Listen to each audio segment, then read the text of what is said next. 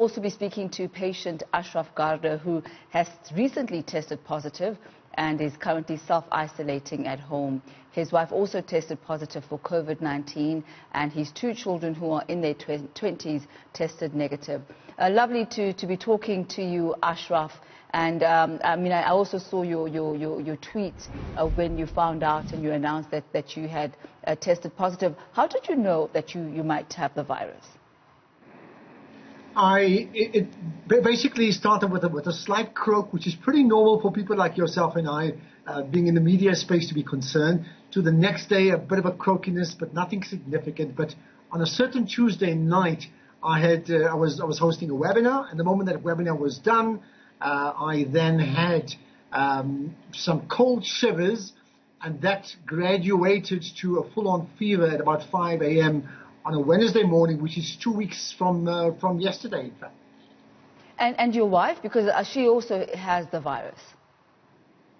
Yeah, I think that the complexities when someone is living with you in the same room, in the same bed, the chances of them being infected is extremely great. And she didn't test in the first few days, but the symptoms from her side suggested that she had the virus. And then finally she did test, and it confirmed what she felt already.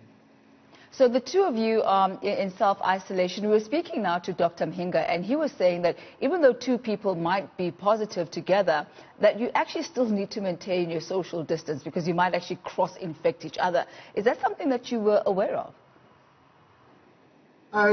Yes and no. And I think the reality is it's impossible. I mean, to what degree do you maintain a social distance between two people? And we, in relative comfort, you can see that the background suggests I have a garden and an outlet to go to, whereas many other people in other communities have got smaller rooms. There's just absolutely nowhere to go. So no, I mean, I think we have a bedroom, and we share that. The bedroom is a combination of bedroom with a bit of a chair. There's a mini kitchenette that we've sort of created. And of course, it's en suite, so we have to shower there, thank goodness for that. But beyond that, I mean, you are together all the time.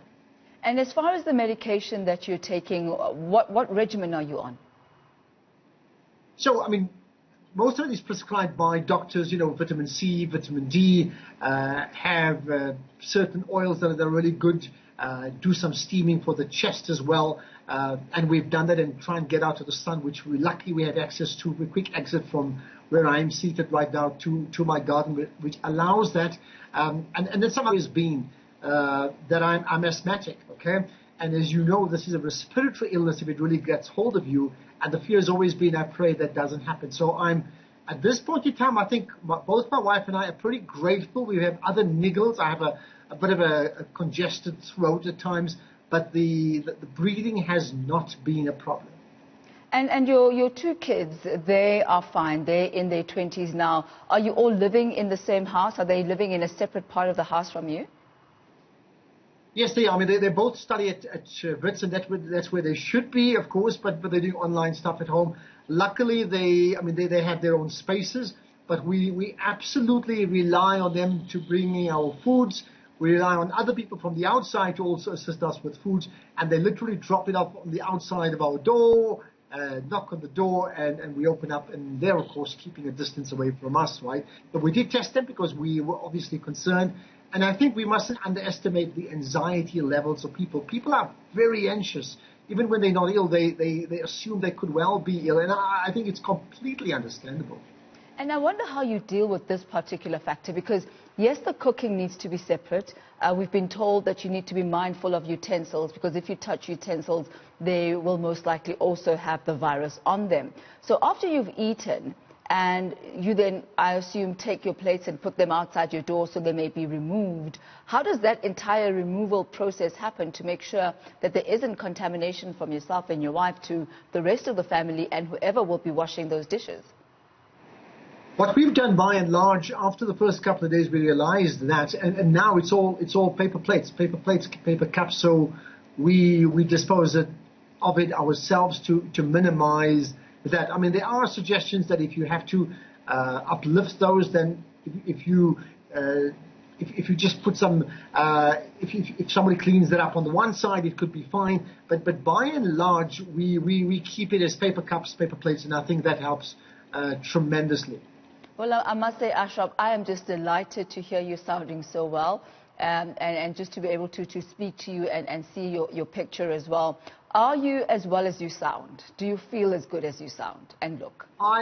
Somebody messaged me, a friend of mine said, you sound like you are asymptomatic, which is not true, but I think I've been pretty comfortable, so thank goodness for that. But it doesn't mean there's no anxiety. I can tell you last night I felt a bit tight on the chest, and being asthmatic, you have a bit of anxiousness, but that's overall, that is not the case. What I find, and it's interesting you make that point, that, very quickly I found when I shared my experience, the amount of people who rallied, not just to support, but they wanted to learn, because I had a sense that people would prefer listening to someone like myself rather than the President or the Minister of Health, Professor Salim Abdul Karim. I think they need to see people in their everyday lives living through this experience of COVID-19, because as you and I know, numbers suggest it's going to get to the vast majority. So with that in mind, I then started tweeting using this hashtag South Africans with COVID, which is not a numbers game. It's simply an index, so that if we want to share our experiences and others want to find out how we are experiencing it, well, that's the way to find out. Awesome initiative, Ashraf, and wish you and your wife a very, very speedy recovery. Lovely talking to you.